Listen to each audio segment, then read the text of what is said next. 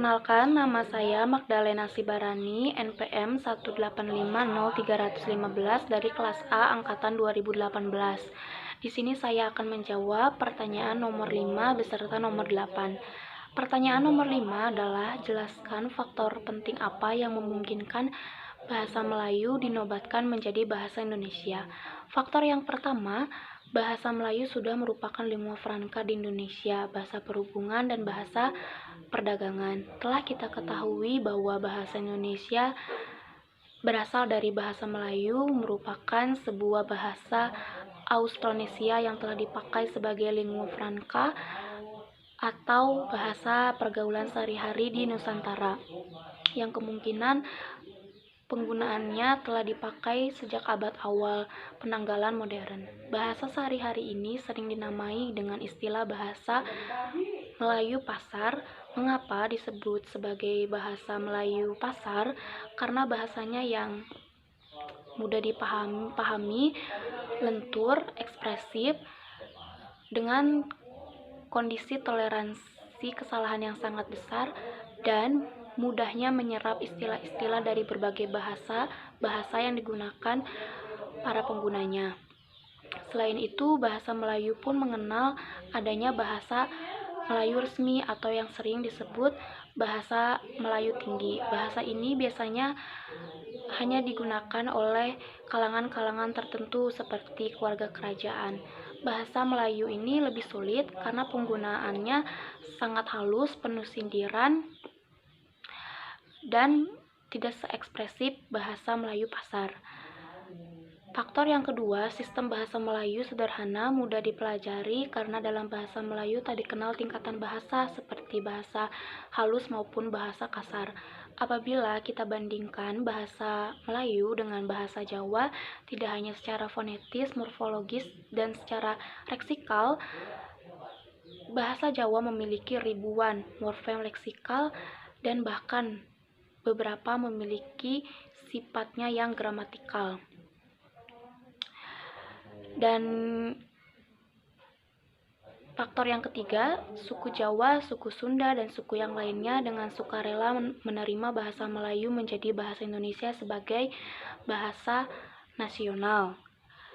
Kita juga tahu bahwa bahasa Melayu ini telah menyebar ke seluruh pelosok Nusantara bersamaan dengan menyebarnya agama Islam di Nusantara, serta berkembangnya bahasa Melayu dan semakin kokohnya keberadaan bahasa ini sehingga mudah diterima oleh masyarakat dan dijadikan sebagai bahasa penghubung, sebagai antar suku, antar bangsa, antar pulau, antar perdagangan, hingga antar kerajaan.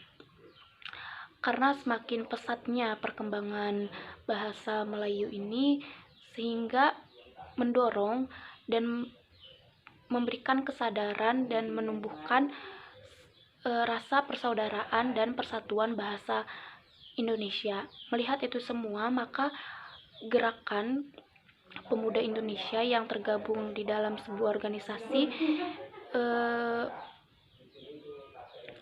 memutuskan untuk menyatakan bahwa bahasa Melayu diresmikan sebagai bahasa Indonesia.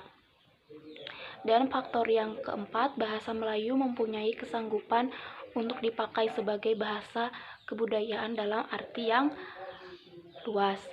Di sini bahasa kebudayaan diartikan sebagai bahasa buku-buku yang berisi aturan-aturan hidup dan sastra.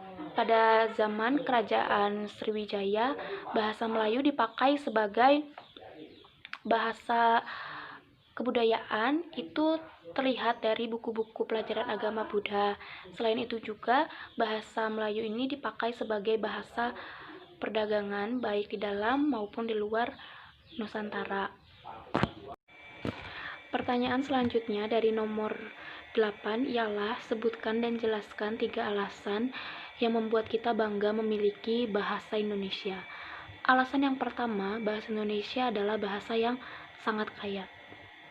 Apabila kita merujuk pada sifat bahasa itu sendiri, salah satu sifat bahasa yaitu bersifat dinamis.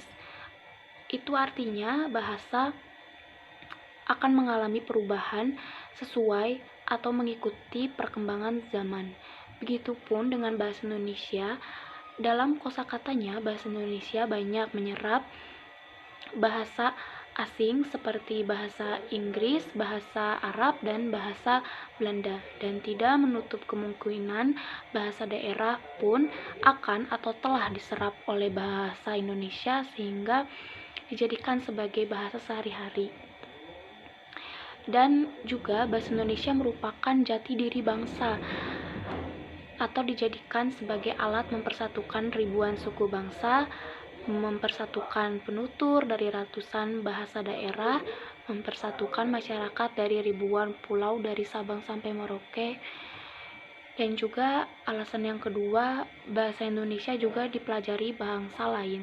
Ternyata bahasa Indonesia tidak hanya dipelajari oleh warga negara Indonesia sendiri.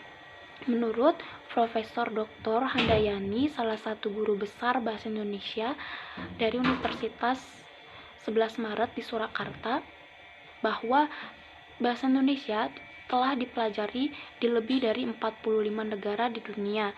Di antaranya adalah Australia, Jepang, Vietnam, Mesir, dan Italia. Oleh karena itu, bahasa Indonesia termasuk ke dalam peringkat 10 besar bahasa yang paling banyak digunakan di seluruh dunia. Selain itu juga bahasa Indonesia menarik minat bangsa-bangsa atau negara-negara asing. Itu terlihat dari didirikannya atau diadakannya program bahasa Indonesia di 52 perguruan tinggi di negara-negara asing. Salah satunya seperti negara Australia yang mengajarkan bahasa Indonesia di negaranya karena mereka ingin memahami dan mengenal bahasa Indonesia itu sendiri karena mereka mengagumi budaya Indonesia. Sehingga bahasa Indonesia menjadi bahasa terpopuler di Australia dan menjadikan bahasa Indonesia penutur terbesar kelima di dunia. Selain itu juga di Vietnam, contohnya bahasa Indonesia dikukuhkan menjadi bahasa resmi kedua setelah bahasanya sendiri. Terlihat juga dari beberapa negara maju seperti Jepang, Amerika, Korea, dan Mesir, dan negara-negara lainnya membuka program bahasa Indonesia di negaranya masing-masing. Seperti di Jepang, sesuai dengan data di Jepang bahwa dari 500-an perguruan tinggi mereka telah membuka program pelatihan bahasa Indonesia sebanyak 72 lembaga. Kita patut berbangga akan hal ini karena bangsa lain pun ingin mengenal bahasa Indonesia secara lebih mendalam. Itu seharusnya mengangkat kesadaran kita untuk lebih bangga lagi terhadap bahasa kita sendiri dan mempergunakannya secara baik dan benar. Dan alasan yang ketiga, bahasa Indonesia menjadi bahasa resmi di ASEAN. Pada saat itu saya pernah membaca di sebuah artikel di Badan Bahasa bahwa bahasa Indonesia akan dicanangkan atau dicalonkan sebagai bahasa resmi di ASEAN. Walaupun hanya atau masih sebagai dicanangkan, masih direncanakan, bahasa Indonesia telah dipelajari oleh beberapa anggota negara ASEAN karena mereka menganggap bahwa bahasa Indonesia dipergunakan untuk memasuki masyarakat negara ASEAN ke depannya.